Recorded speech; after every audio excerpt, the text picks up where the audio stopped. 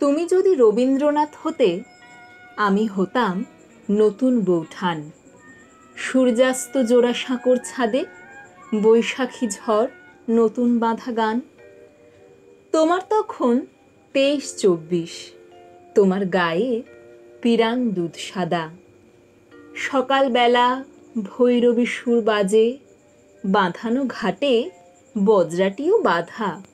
নদীর ঘাটে নুয়ে পড়েছে গাছ, জ্যোতি দাদাও ব্যস্ত যথারীতি। সারা দুপুর দুজনে মিলে ভাবি কবিতা লেখার নানান রীতিনীতি। সন্ধে নাগাদ লেখাও হয়ে যায়, তবুও কত গল্প বাকি থাকে। যেবার তুমি বিলেত যাওয়ার ফাঁকে জাহাজ ডেকে মনে করতে কাকে। দেখতে দেখতে তোমার নাম হলো উদীয়মান নবীন কবি বলে। আমার মুঠে আলগা হয়ে আসে, তোমার জন্যে পাত্রী দেখা চলে।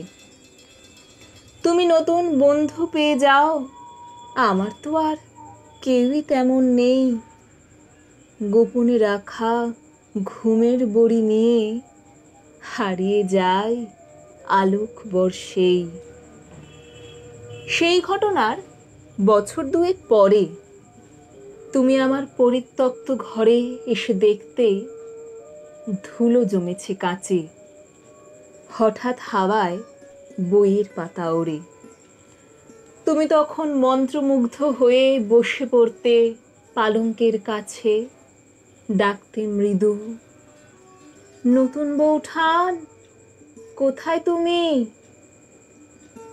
বারান্দার গাছে হাত বুলোতে জল ছিটিয়ে দিতে। আমি তখন আলোক বর্ষ দূরে একাই ঘুরছি মেঘের পথে পথে। শুধুই মেঘ, নবীন মেঘের সুরে। তুমি যদি রবীন্দ্রনাথ হতে, তাহলে এক কিংবদন্তি হতো।